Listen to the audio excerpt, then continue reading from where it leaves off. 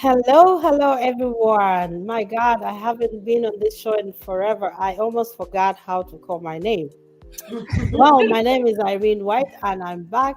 The lady with the pink lipstick is back, yo. I just wanted to say thank you so much for the prayers and everything. I'm so grateful, and I couldn't wait to be on the show with my colleagues and catch up and see what's been going on. I hear a lot of people have been traveling the world, doing all kinds of things. This is a time for us to catch up before we dive in into the main topic. So, hello, Irene White from Chicago. Priska. Hi, everybody. Prescott from Baltimore, Maryland. It has been a while since the four of us have been together, and we're here in pink. It's Breast Cancer Awareness Month. Yeah. I'm wearing my pinkish, all shades of pink. Yes, what has everybody been up to? I will pass the mic to Nelly to say hello. Hello, Insaka family. Thank you so much for joining us on this beautiful, beautiful Sunday. I don't know about where you are, but it's quite lovely in Texas. It is.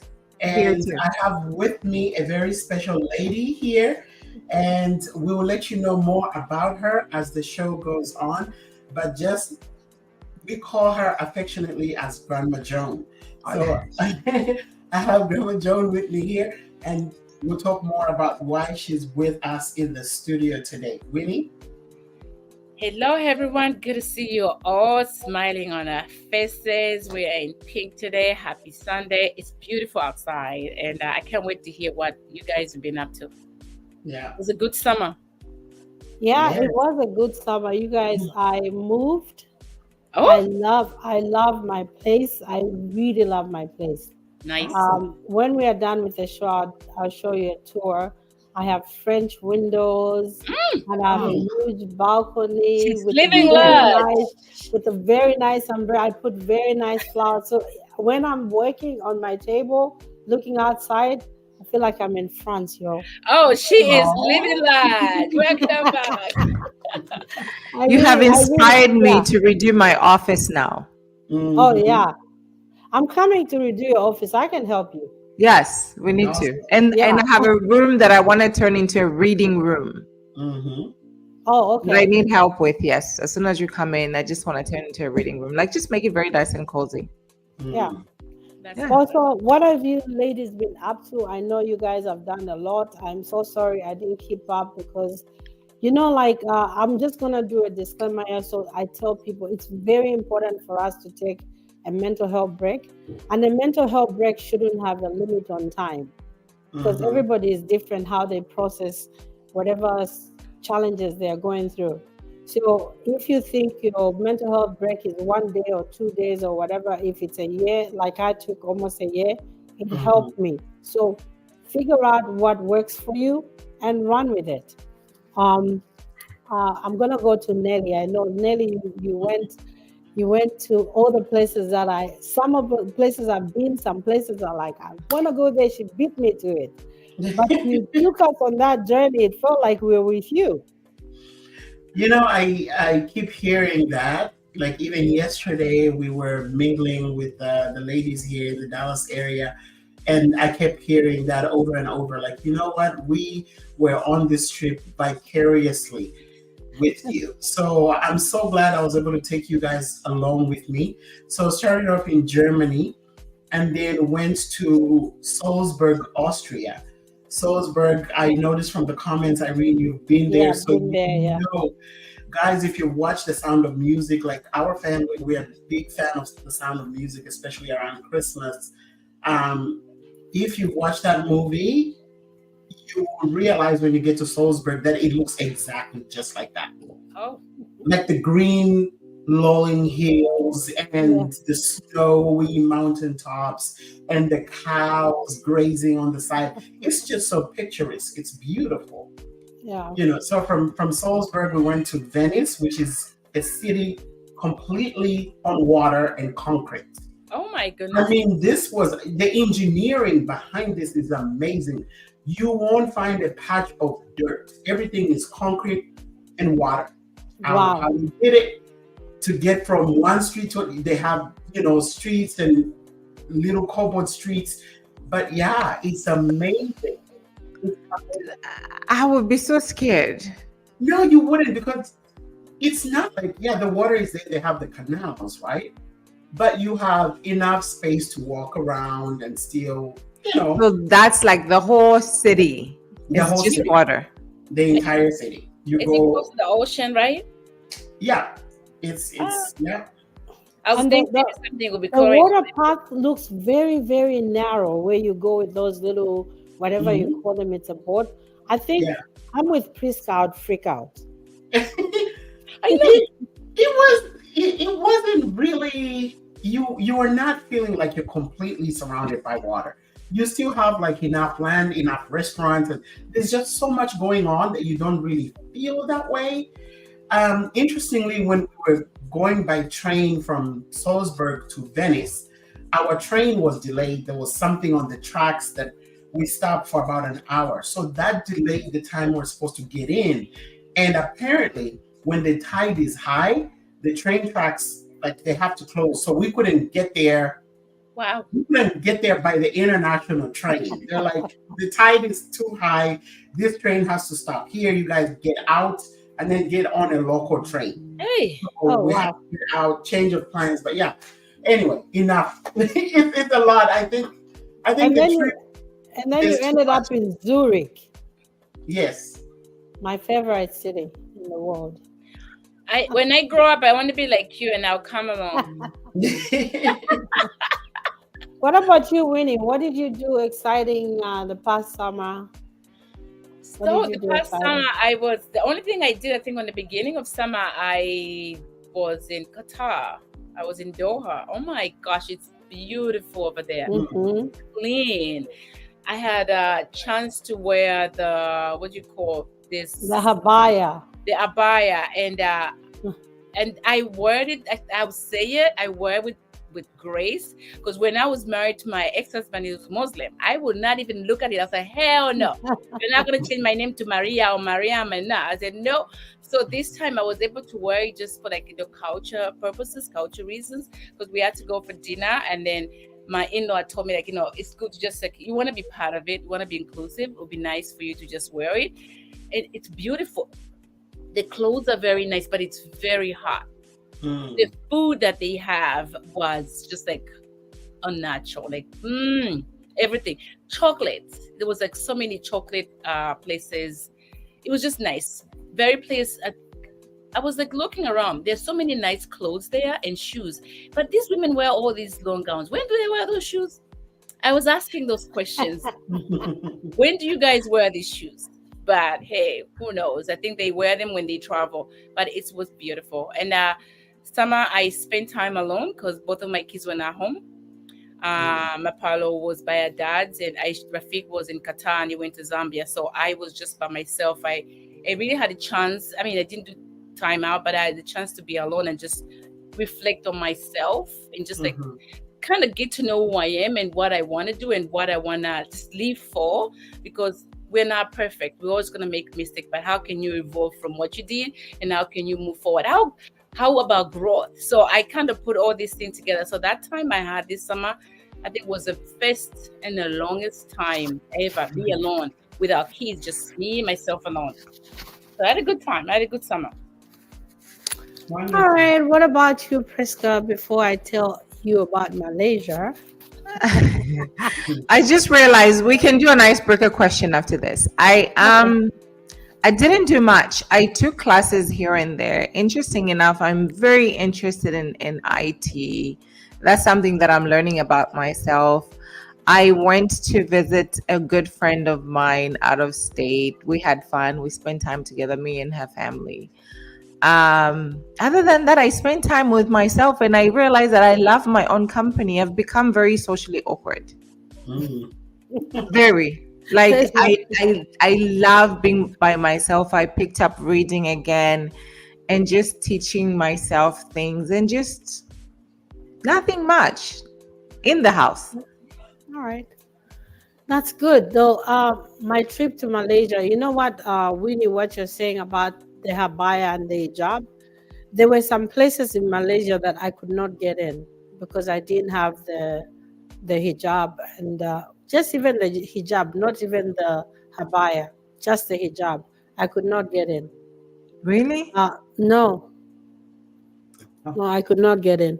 So I see why people go to these countries, and you see them wear like the habaya and the hijab just to fit in, and not people just looking at them wherever they are going. They're looking at them, and you kind of feel like all eyes are on you.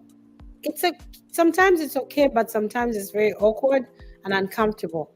So we learned after 3 places that we went to that I need to get a habaya and hijab. So I did, but I never shared them because I just didn't want to offend somebody who's Muslim. Like I was just wearing those to mock them, but it was for a reason.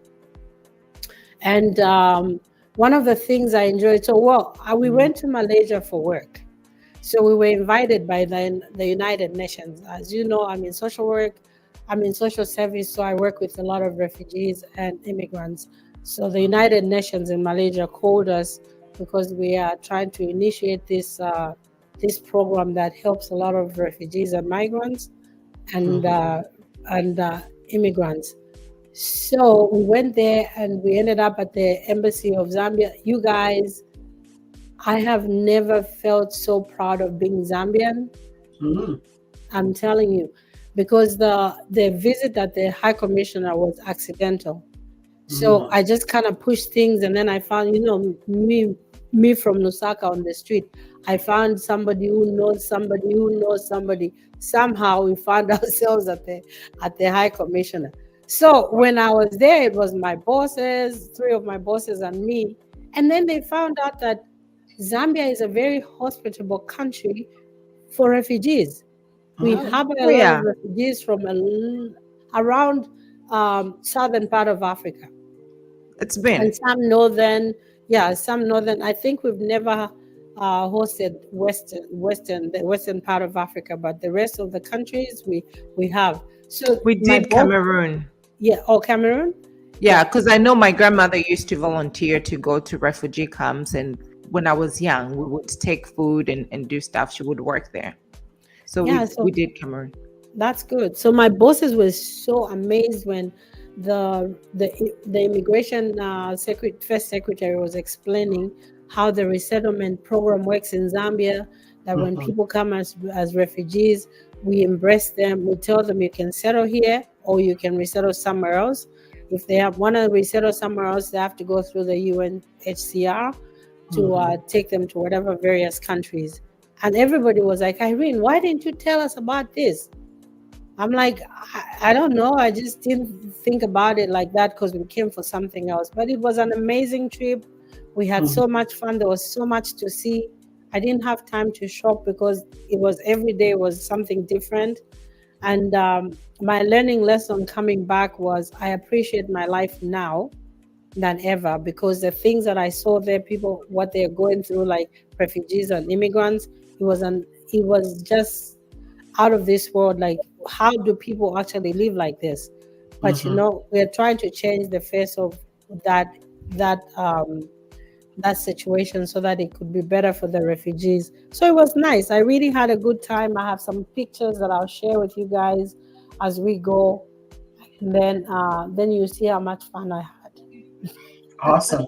I wanna go back to this comment here because I was actually thinking the same thing. I thought Malaysia was more liberal than that. I didn't realize they were so strictly Muslim, Strict. I thought so to Well, too. where you can't even get into certain places. So it's great to learn. When you travel, you learn and your eyes get open to certain things. So yeah. yeah, it is. I think it's liberal to some extent, but I Mhm. think there are certain places you cannot go if you're not wearing hijab. Like Mhm. there are iconic mosques. Like there's this mosque that's floating on the water. Oh You wow. want to go see it, but unfortunately, I didn't have the hijab, so I couldn't go in. You Oh know, yeah, definitely a yeah, most. things like Yeah. that. Go Yeah, to a but not most. eating places and public places. No. Yeah. And Malaysia has a lot of designer stores. A lot of almost all of them are there. But my money couldn't match the stores. Soon, Irene, soon. Stay tuned, soon. Asians love everything designer. They do. They love designer stuff. Yes, yes, Even here. yes, Yeah. yes, they do. But it was an amazing trip. I wouldn't because we're going back in May for the men conference. Right. So if you guys make a lot of money, you can come with me, and then you can have a You platform can to just talk send because there'll be a lot of people from around the world. You can just put us in the suitcase, Irene. We're okay. We'll be right there. I'll give you the whole thing so that you can look at it. You never know. Maybe one or two can decide to come along. You Be never great. know. Yeah. So that's what. Okay, so now that we are done with our personal stories, I hope you guys got a glimpse of what we did this summer. Mhm. I think all of us had fun. We can agree to that. So let's dive into our icebreaker question so we can now go into our main topic, which is an amazing topic. I was wondering before we do that, can we take a short break and then come back, break the ice, and get into it? I think Yeah. so. I need to drink water. Nalanda-san.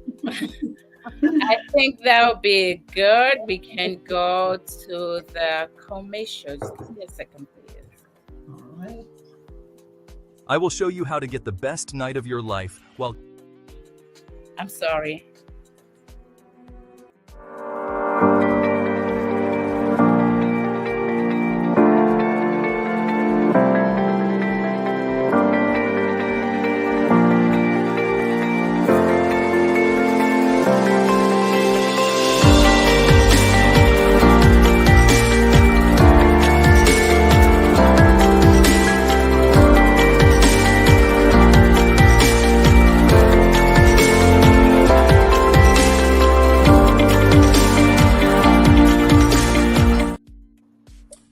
Hello, everyone.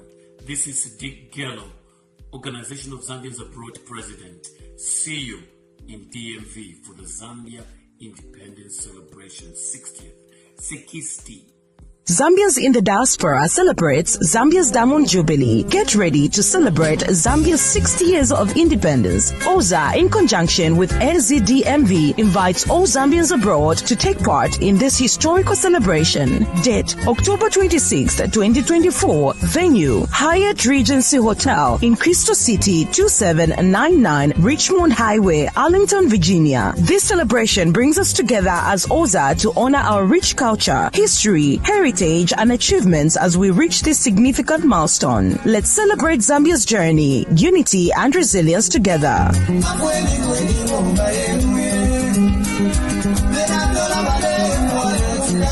Set the date. Hello, hello, hello. Welcome back. This is a New Soccer Talk Show. Happy Sunday, wherever you're watching us from. We have a very touching but amazing story that's going to empower a lot of women. But before we dive into that, we're going to go into the icebreaker question. Can we share that, please? Who's going to read that? I can't see it. 1 second. I think it was on the scroll. All right. So Yeah. do you like getting advice from other people? If so, who do you go to? I'm gonna start with you, Nelly. Why me? Okay. Okay. It's very easy for me to skip. Today is a good day. It's my day. It's pink month. So I make the rules. All right, skip. We go to Priska. So you can marinate your answer.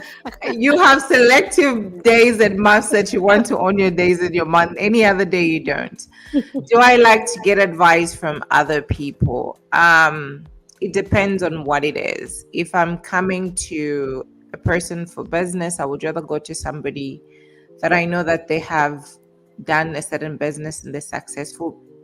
I would get advice from somebody that I know that they're experienced. Where do I get my advice from? The same people. My husband is the first person to go to for advice, and pretty much with AI coming, AI has become my best friend. And whatever it is that I talk with AI stays between me and AI. What about you, Winnie? My mom. So I would actually go to my mom if I need an advice. So if I'm going through some stuff, my mom, because you know what, no matter what, she's my mom. With up, down, whatever way, she's my mom. And then, like Pritzker said, if I want advice into like business or nonprofit, I really ask people who are doing things so they can be able to help me well and then get the right answers that I need. Okay. Now over to you, Miss Nelly. Have you marinated your answer now? Yeah, actually, I'll also ask the same question since she's our guest today. Yes. So, Grandma John, do you like to get advice from other people? And if so, who would you go to for advice? Very good for advice. Well, Nelly come like a daughter to me. She's my daughter-in-law. But I rather go to her for advice. So I'll tell her whatever it is. Nobody else. Oh, that's very nice. Yeah. That's very nice. Thank you. Yeah, advice is a gift. Advice is like feedback, right? So for me, feedback is a gift. I always seek advice, and like all of you have said, it has to be from somebody that knows, is a subject matter expert, so to speak, right? So different people, different advice, but also like Winnie, I do go to my mom for advice, my mother-in-law for advice. Yeah, and obviously some of you have sought advice from some of you for different things. So yeah. How Okay. about you, Irene? Well, my sister, now I call her Auntie Rose. We all call her Auntie Rose. But she's like my mother, Yeah. and I'm very selective on things that I go to advice for, because she gets very emotional about things that are very challenging for her. She doesn't know how to process that. So I give her in bits so she doesn't get overwhelmed one time. But she's the one I run to all the time. I can tell her something small today and then tomorrow something, and then she'll put it together and say, oh, so you were talking about this yesterday. Is this what you meant? I don't want to just throw everything at her, but she's my to-go-to person, and I trust the judgment that she gives me. And sometimes she'll tell me, no, Apalana, okay, you made a mistake. You probably want to go back and apologize. But I found myself to be the one who gives a lot of advice. I give a lot of advice selflessly, and a lot of people trust me to come to me for so many things because I'm non-judgmental. And I've realized that I have impacted a lot of people because they keep coming, and I'm blessed with that. And that's your gift. Like with what you do and your personality, that goes with everything that you do. Yes, absolutely. Yeah.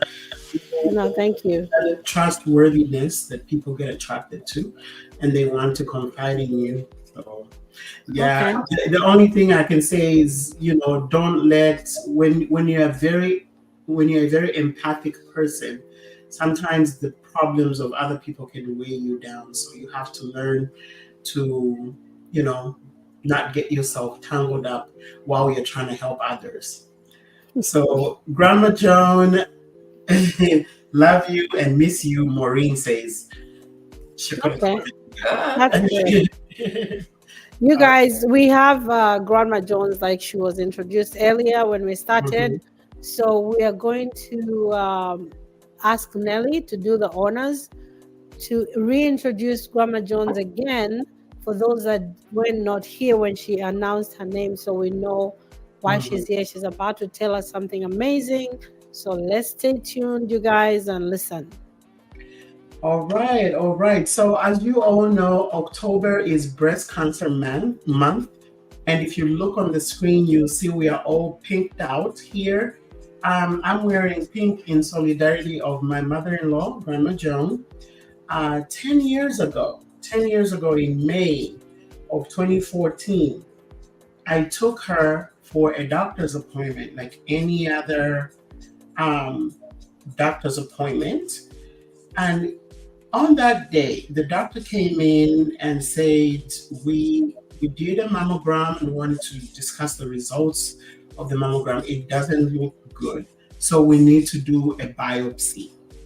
So they later went ahead and ran a biopsy, did further tests. They took some tissue and they found that they called us back in. I was with her again in that room, and Grandma Joan can tell you what happened that day. Go ahead.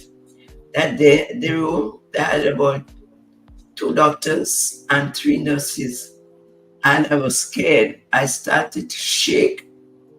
I have diabetes, but now my feet were itching. And I was telling them, why I have this itching? Nervous and itching, because I never feel like that. And I'm looking at the doctor, and I'm looking at the nurse, and I said to myself, maybe something is not right. And I started to feel, and then the doctor said, okay, Miss Taylor, we have some news we would like to tell you. I don't know how we'll take it. I said, I'll have to take it if it's good, if it's bad, I'll have to take it. And then they told me I diagnosed breast cancer, stage 2. They had them cut it in time. But while they couldn't see it, there was no underneath the armpit. And there's a veil covering it. And I started to cry. I bawled, she was dead. And I couldn't, because I was scared. You know, when you have breast cancer, I was scared, and she was there to guide me and help me and do everything. Afterwards, the nurse talked, the doctor talked, and they said they would take the step from there, and then when they go call me and give me a date to come and do a lot of tests and all kind of stuff so I can do surgery. And for the time I left there, I was crying all the way. And I will never forget her. Like a daughter-in-law to me, she hold me, and I was so nervous and bawling. And I said to myself, oh, what is this? But since back home, when I was about 16 years old, all time used to feel both breasts, sometimes used to hurt me. And I used to wonder why. But when I go to the doctor, in those days, there is no mammogram and nothing. But the doctor would tell me, say, examine the breast. He said, there is something in this breast, and there is some in this breast. I said, what it is? They're feeling like if it's a lump. Hey, man, are you serious? Just like that. So every month I had us go to do that until, because in those days, they didn't have nothing but mammogram.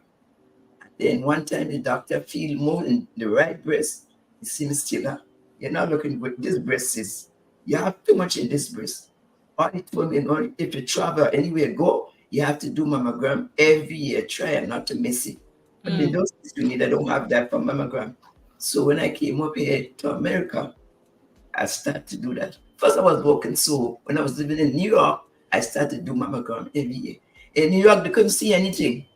Wow. It was covering. They were covering both breasts. You can't see. All the scene is this small lump in both breasts. And then, me, what is this going on in my life? Because I just come to America and try to work and, make a living or something. Mm-hmm. And they do mammogram and they couldn't see anything. So I said, I will try going for mammogram. I'm going to stop because I can't see nothing. And one time the doctor called me back. It's still I have to do mammogram again because we've seen something in the right breast more. But we cannot see because there's a veil covering it. They can't see anything. I do all kind of tests. They couldn't see nothing, so I forget everything. Then when I moved to Texas, I retired from New York, from working, and come to stay with my daughter-in-law and my son. I started going back and do mammogram here. And I started doing mammogram in Texas. This one, there was no cyst, but this one had more cyst than anything else. And then they did it, now they send me to surgery. Yeah. And they said, Miss Taylor, we see. I just go through a lot of tests and I was scared. I tell you, I cry. And I said, God help me, save me. Because I don't need to go right now. I need to see all my children go, grandchildren, I don't need to really. But God answered my prayers. And then when I have to take the surgical stage 2. But so I wanted to just stop right there and talk about the importance of early detection, right? Mm-hmm. So because she was going for mammograms, they were able to see that there's something here. They were able to find the lump. And because it was stage 2, they went ahead and did the surgery, and it was a mastectomy. So the breast was removed in order to save her life. And now, after that, she spent some time in the hospital. And can you talk about your recovery? Yeah. For my recovery at home, I did the surgery the Friday, and the Saturday, the I was out because I was okay and stuff. Oh, great. Yeah, I didn't have I had pain, but I was okay. The doctor said I had to walk first, make sure I could walk before they send me out. And two nurses come to hold me to make me walk a good way from all the way. Hospital is big and I have to walk it to see that if I'm strong enough to go. And I did it very good, backward and. Only problem I had, I couldn't go to the bathroom. I couldn't urinate, nothing like that. I drinking water, but I couldn't. So they have to open, or when I go to the bathroom, the nurse have to open the bath. So to see, and I was still wasn't urine, wasn't passing no urine. And the nurse was getting scared, and I think she called the doctor and went back to the room and come and feel and see for everything. And when I went back the fifth time to the bathroom, they opened the pipe and started to urinate. Yeah. And then the other thing that also helped her with the recovery, so she had to do chemotherapy as well as radiation. And the other thing that helped is the diet also. Yeah, right? that. Yeah. We used to make for her like a smoothie of beets and spinach, fresh spinach, beets, apples, and we blend that together and make sure she drinks that every day to help build up her immunity, and also just some light soups and stuff. You didn't really have a big problem with like throwing up and not No, being I able. didn't have no problem with throwing up, or I could have able to stand up and walk, because when I start to do the chemo, you have to have this what you call this stuff on all it. Right? So I able to walk, go to the bathroom, and the doctor was telling the nurse, please help me steal because I'm afraid she's gonna fall. I said, no, I'm not gonna fall. So this time I go to the bathroom and come back out. And the doctor said, Miss Taylor, in all the patients we have in here, you're the first one we ever see could get up and walk and go to the bathroom and come back. And I was doing that all the time when I go for chemo. That is You have strong like that in your family. And I said, my grandmother, she died at 106 years old. Yeah. My grandmother. So they said, there you got it, strong and strong. Yeah. So we just wanted to share, like we said in the beginning, October is Breast Cancer Month. There are so many people going through this. 10 years. She's a survivor. 10 years ago, she was cleared, and she's been living a clean life. And we just want to give hope out there. Let's say maybe you just found out you had breast cancer. There is hope. You can fight this thing, and you can survive. And of course, everybody's journey is different, and how your body reacts to chemotherapy and radiation is going to be different. But the most important thing is to have those close relations and people that love and care for you around you to help you through this journey. Yeah. And with the radiation, like when I go to do the radiation, after when I come out and finish with the radiation, it's like I need to sleep, because you're sleepy and your body gets weak. I get up and then she'll come and put a straw in the glass, and I would lie there like this and kind of put in slowly. I couldn't remember. She did a lot of things for me. Besides her daughter, like a daughter to me, all what she did, I didn't have no kids, nobody wrong. It was only Tony and her, but she did more than him, because she was everything. I just want to say something that when you were talking, Grandma Jones, thank you that God saved you and you're here, and that I just want to say thank you to Nelly being a great daughter-in-law, because she's mentioned you more than a million times. It's not easy with the demand, because when you are a mother, you have a mother-in-law and the father, that's the son, that's your husband, mother, and you embrace her like this, and she holds you the same. And your strength gave her the strength to survive through it, because when you are sick, you need the support system that's stronger than you. So I just want to say thank you in your household. You guys, you were strong for her, and we are grateful. So with me, Grandma Jones, thank you so much for sharing your story. It's very uplifting, and I love that you said your story, because it's totally different from mine, but it's almost the same. So this is to say, people that are diagnosed with breast cancer, when you hear somebody's story of success and recovery, Don't tell yourself I'm going to be that person. Fight Yeah. the battle, your way, according to what the doctors tells you, like these are your strengths, these are your challenges. Because like say for example, Grandma Jones did not throw up at all. Mm, I threw up the whole time. mm, So I threw up the whole time. And then my chemo was very aggressive. They had to stop it mm, because it made me sick. They had to stop it and then start again. So I mm, did chemo, I did radiation, I did, of course, the surgery and all that, all the nine yard. But there's always something similar, and there's always something different from every situation. But this is to say the most common things that I heard about Grandma Jones is diet. I yeah. changed my diet as well, Mhm, and I was very positive. I was very positive. I did not, every time people came to see me, I was sitting up. Even if I could not sit up, I would sit up and chat with them. And then I'll lay down when they're gone.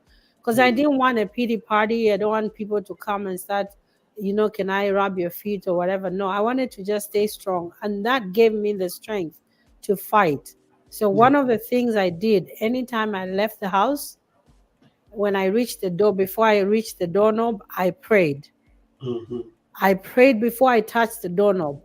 And every time I came in, before I touched the doorknob, I prayed again because I mm, knew that I went to seek and I was given the information that I needed. It was my job to mm, now use that information to my discretion so I could survive. And this mm, is why I'm a very big advocate of breast cancer, because I know that I survived because I did so many changes. It's Mm. not like I'm special or anything. It's not like Grandma Jones is special or anything. She had the she had the will to fight it. She wanted to see her grandkids. She wanted to see them grow. And then with the help of Nelly, of course, you had that willpower to say, you know what, if I have all these people around me, I don't mm. want to disappoint them. So you kept on moving and moving and pushing and pushing. So anybody that's being diagnosed right now, if you want a support system, call somebody who's gone through it. Mm, Let them be your mentor. They'll tell you some things that you don't know because you're scared, you're mhm, confused, you're upset. There's so many things that go through your emotions.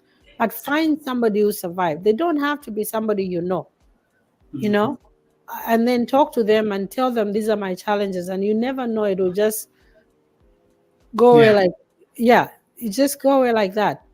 We need to support each other. Yeah, I wanted us, thank you so much for sharing, Irene. I wanted us to also, talk to our Insaka family that is engaging with us right now. So, Vicky's Beauty and Braid says, Hi, Nelly, Irene, Winnie, and Priska, beautiful ladies Hey, there. Great to Vicky. talk Thank to you. you. Hello. Hi, Thank thank you, you, Vicky. Vicky. And then mom says, yes, the side effects of chemo is anemia. So diet, the boost blood is highly recommended. Yep. Okay, diet that boosts blood is highly recommended, I think is what she's trying to Hmm. say. So congratulations, Miss John, for being a cancer survivor. And she says, I'll remember to wear pink at work this month. Vicky says, we thank God for your life. And she says she was agreeing with you when you were talking about taking the journey through your own experience because everybody's Hmm. experience is different. And then Liz Melanin Queen says, good to see you all ladies. Hey Liz, Please. Hey, thanks for Liz. tuning Hey, in. Les. Yeah. And Vicky says very encouraging, Irene. So we appreciate you guys. We love your comments. We do this for you guys. So anytime we hear from you, we appreciate it. Don't forget to like and subscribe our page, and yeah, and follow the Insaka Talk Show. Priska. I wanted to say something. Irene, thank you for sharing your story as well as Grandma Jones. As a person that works in oncology for over a decade, 15 years going on 20 years, everybody's story is different. Yeah. I was involved in when a patient is newly diagnosed. We sit with the physician, we'll work out the treatment plan, what chemo are they on, to the insurance company, are you paying for this? What are you paying when the patient is doing the treatment? If the treatment is not working, then this clinical trial and the radiation. But right now, I just do radiation, and I myself reading people's clinical notes, it was very everybody's story is different, but it's very scary as a woman. So, was it last year I went for my mammogram because I know what is a process and what steps they take. And my mammogram was abnormal. And I was so scared because in my mind, I was just like, how many stories, how many clinical notes have I read that I know that their mammograms are abnormal? And for me, I lost weight. So, in the 3D, the one that they've introduced now, the 3D mammogram screening that they do.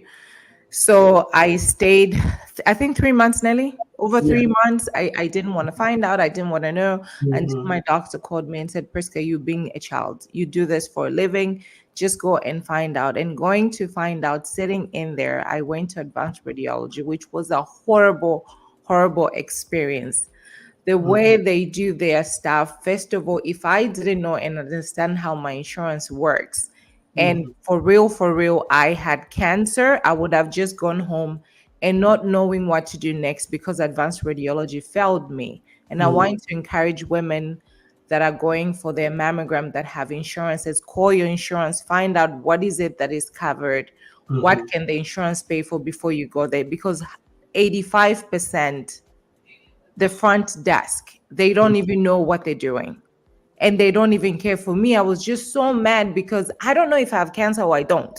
And I am coming here. She was just like, well, I don't care until I went to the back. I spoke to somebody. She told me I had a copay of $400, which I did not have. And I So, said, so no. back up a little bit for those that don't know. Okay. I know the story, Right. right? So it's making sense to me. But for somebody just hearing this, walk us through when you were told, "Hey, you have an abnormal Mammogram. mammogram. Now you need to take further steps and do ABC." So now walk us from that point. What happened? So I scheduled an appointment with, so my insurance covered, my insurance is Blue Cross Blue Shield. So I have to go to advanced radiology.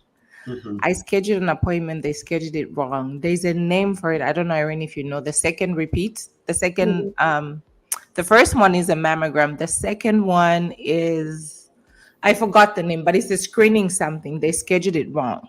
And I went to advanced radiology in Timonium. Sorry, my throat is dry. In Timonium, horrible experience in Maryland. So I got there and I told her that I have an appointment. She just looked at me and was like, you have to pay $400. And I said, no, I don't. I have insurance.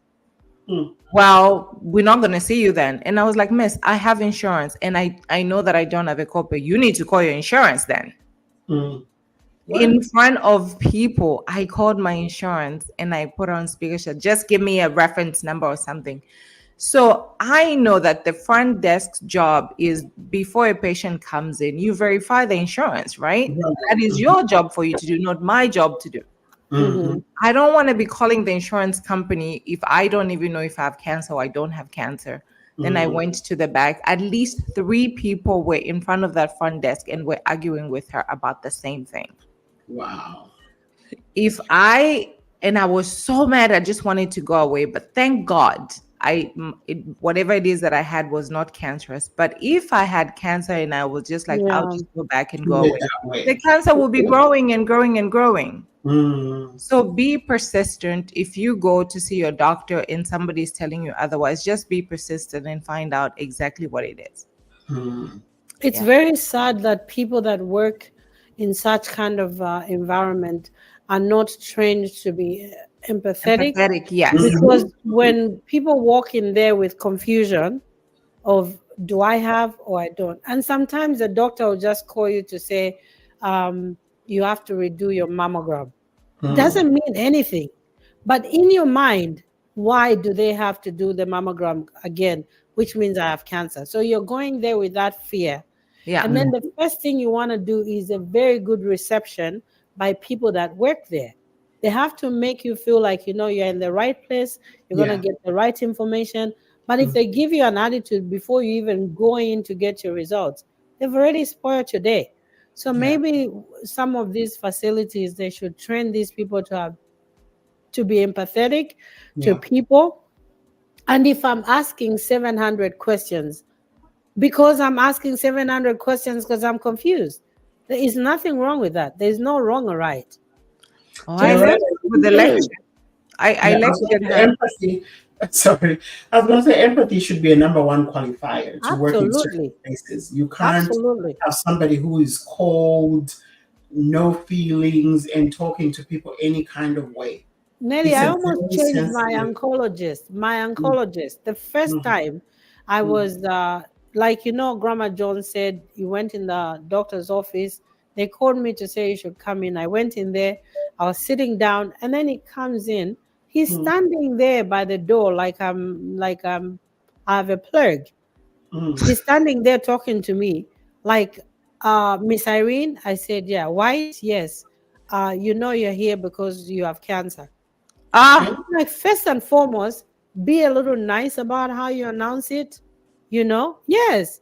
And then I said, yeah, Eh, I was told. And then, oh, you have stage 3, and we're gonna do radiation, chemo, and stuff. I just want to warn you, some of the chemo is why people die. Oh my Oh God, my I could not take. gosh. Oh yes, I could not take it anymore. I just said, you know what? I just said, give me a minute. He left. I cried. I was confused. I'm like, why is this man telling me all these things? But anyway, fast forward, I called a friend of mine who had gone through the cancer thing before. She gave me like a list of things to ask him when he comes. I said, I'm not even talking to this fool. I just called my doctor and like, could you change me and give me another oncologist? Then she broke the news. She said, no, this clinic is it's UIC. I don't know if you guys know UIC, but they have like a section of the cancer center where they have like two surgical doctors, and each mm, doctor has its own oncology because they work like these two work together, these two work together. So she was like, if I give you the other oncologist, That you means have to go to the other surgeon. And me, I like my surgeon. I was like, so I'm stuck with this guy who has no bedside manners. He yeah. actually told me, right, I'm gonna die. it's crazy. So Yeah. I fought it for a long time. But anyway, she told me that I've worked with him for 17 years. For the first 7 years, I did Mm, not talk to him because of the same complaints. But I took time one day to read about his bio and the success stories. Then I realized he's just a very lousy man who has no bedside manners.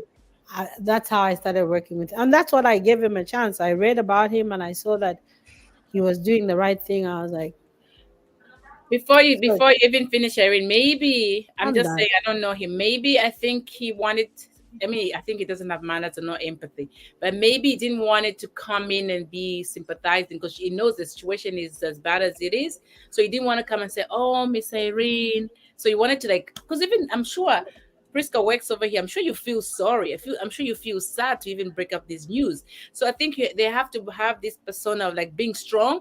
no, Say they don't. No, They don't. even And in you know how hospitals, many even in times yes, that go ahead. even like with people that I know, right? Of course, I'm reading the medical records. I know when you come in, especially when I used to volunteer. I know when you're coming in. I know what your prognosis is, and I cannot even say anything. And then doctors will sit down with the counselor first and say, you know mhm, what, because the cancer has progressed, the chemo is not working, we're mm. now going to ask her if she can do a clinical trial. They always go in with a counselor and have somebody to talk to you for. They just don't come, especially when it's bad. Or in Yes, So Scotland. that one is just an it's just I don't want to say it on TV, but anyways, just for us not to forget to say this, I wanted to put it out there. You guys, risk. Who's at risk? Because I wanted to share this. This is Yeah. very important. Who's at risk? Yeah. In closing, please. Yeah, for a very long time, people, we all, I mean, we talked about this with Priska for some Mhm, time. At risk was 40 and above. But mhm, now, cancer is attacking even breast cancer, people who are 20 something, 30 something, 40 something. So to me, who's at risk? If you're a woman, you're at risk. So Yeah. you have to dig into Men your, too. Men yeah, have breast men too. cancer. So you have to dig into your family history to see if somebody died of something that's similar to cancer. If Mm. you don't know, you still go and tell your doctor, this is how my mother died or my Mm. auntie died. And just, there's nothing wrong to do a yearly mammogram. It doesn't hurt. Because you're Mm. 30 doesn't mean that you shouldn't do it. Just take it upon yourself. Don't sit on a time bomb. Irene, to go any further, they should also do a genetic testing. Yeah. A genetic testing if you're younger, you have a history of breast cancer or cancer Yeah. in your family. Request for your doctor, your PCP, for to give you a referral to do a genetic testing. If you Mm. now do a genetic testing, depending on what the tests are, you can do a mammogram if you're below 40. Yeah. Let me tell I you. did. Oh, Like, sorry, Grandma John wants to say something. Go Yes, ahead. ma'am. in both side of my family, Mm. by my father's side, Mhm. cancer patient. And mostly all of them, they died. My aunt and my father and my uncles, by my father's side, from cancer. And by my See? mother's side, so my mother died from cancer, my aunt died from cancer, but my grandmother no. So you see, Okay. on both sides. Yeah. So you see, Grandma Jones, I did a gene test and Mm. mine came out negative. So all females in my family are safe. Mm. So I probably just, I don't know how I got it, but flu. my female families, at least I had to do that so that they could feel comfortable and safe. Yeah. But Mm. I'm one out of a million. So it doesn't mean that because I'm safe, even you shouldn't tell your family members to go and do their mammogram. It's Mm. very, very important. If you're a woman, you are at risk. Okay, thank you so much, Irene. So yeah, in closing, I'm glad you prefixed with that. You know, so check if you're a female, get yourself checked. A female who is of reproductive age, or even post reproductive, like Grandma Jones, she had it in her 60s, right? Um, you're still at risk. So that's the reason why we do mammograms every year. Also, according to the title of this topic, check your boobs. You know, from time to time, if you're in the shower, get into the habit of Yeah. always checking your breasts for lumps. If you have a partner, sometimes husbands have been instrumental in helping actually Yeah. find lumps. So your partner Mhm. can help you also check for those lumps. Um, Make sure that you are getting yourself educated about what breast cancer is, and women of color like ourselves are actually more prone to breast cancer than other races. So again, if Absolutely. you're a woman and if you're a black woman, you are especially at risk At of risk, getting yeah. breast cancer. Yeah. All right. Well, thank you so much. We're gonna read our last comments before we go. But you guys, this whole month is breast cancer month. So look out on our page. We're gonna be sharing things, ideas, and some very important notes for you to take because maybe we missed one or two important things. We're gonna share it on our page. So Vicky said, yes, Irene, the way Priska was attended to shows that she was not well attended to. And that itself can affect someone's mental being because someone is already disturbed with different kinds of thoughts. You're right, Vicky. It's Mhm. important to put yourself in someone else's shoes. Yeah. This will make us treat people in the way we would want them to treat us. Exactly. Yeah. No, that's very nice, Vicky. Thank you so much. Anyways, first before we I say goodbyes, I wanted to say thank you to Grandma Jones for taking Mhm. your time. I know you went to church. Yeah. You're probably hungry. You want to Yeah, eat. Oh, she's yeah. got it. Uh, She didn't so, eat. I didn't eat. I mean, had some cake okay. in church. Oh But I my wish you goodness. all a blessed week Thank you. and enjoy yourself. But all time, Oh, take care of yourself. God Thank you, will Grandma Jones. We wherever thank love you you are, so you. much. God will be with you. Thank Love you you. all. We We love love you. you too. Bye bye. Thank you. Bye Bye. bye.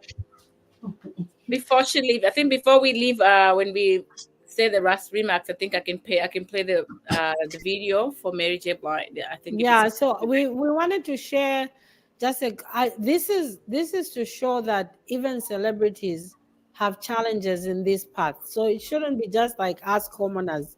If we're and Irene White, there are some more celebrities who've gone through this, and this video will tell you that black women should pay attention to their bodies, because like breast cancer is more affected by black. So please play the video so we can share little pointers. I don't know, Biggie says, so I'm going to just try to remove us on the background if it's okay. That's fine.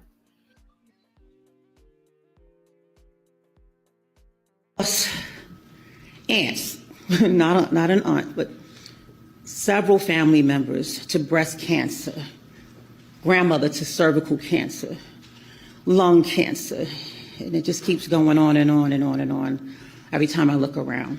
Before we even knew they were sick, because the practice of not wanting other people in our business and keeping these topics to ourselves is so deeply rooted into our culture. It wasn't until many years later that I learned that being proactive about our health is not something we should keep to ourselves.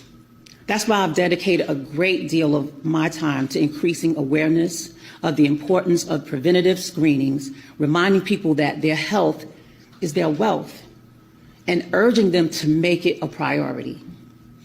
It's not always easy, we all know that. Time is a huge barrier for all women. There are also a lot of misconceptions about mammograms. And for Black women, many fear a cancer diagnosis and becoming a burden to the family if diagnosed. And while the screening rate for Black women and white women are comparable, Black women are more likely to be screened at lower resource facilities and also experience longer intervals between detection, diagnosis, and treatment. That's why milestones like Breast Cancer Awareness Month and the work you all are doing here over the next few days is so important. I'm convinced that if all my aunts, my godmother, my grandparents would have the opportunity to see a campaign like the ones on which I partnered with the Black Women's Health Imperative that directed them to go for information, they would have a different outcome today. Wow. Oh, wow. Wow. So there you go, guys. You see, this could affect anyone. I think it's very imperative for all of us to just do. I think I said mammogram, yearly mammogram, and Priska corrected me, and I think that's the best correction. You should do a full checkup every year, because through that they'll find some other things that you need to take care of. It doesn't matter whether your interest is mammogram because you're worried about breast cancer, but if you go for a full check, they'll find other things that you didn't even know you had. So we should just make it a must to do that. I want us to read this comment here. Amos is a dear friend. Actually, my family and I were at his home. He recently migrated to the U.S. He and his family, and they live in Arlington right here. So they had a little housewarming yesterday.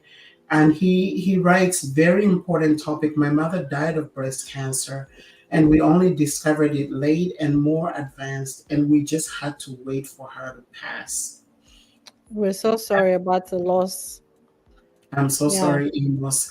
Yeah. Again, not really having the right kind of information for Black women, is the reason why we keep losing people. But it doesn't have to be this way. We need to spread the word, even, in our own small way. Each one of us can help save the life. So thank you for sharing that, and thank you for your support, my brother. Yeah. All right, thank you. We've come to the end of the show. I just wanted to say thank you so much for all the people that were watching, the comments. We really needed to hear from you. And for my colleagues here, thank you for supporting Breast Cancer Month, and everybody that's going through this challenge. It is a challenge for all. Hold their hand and tell them it's going to be okay. I think just that little gesture goes a long way. With that, look out for other information that we're going to share on our page pertaining to breast cancer as we go. Please pay attention. Those things that we're going to be sharing are very important to you. maybe to your neighbor, maybe to your sister. But it's been good. Happy Sunday, and thank you so much for tuning in. Mhm. Bye. Thank you. Bye Bye. bye. Thank you.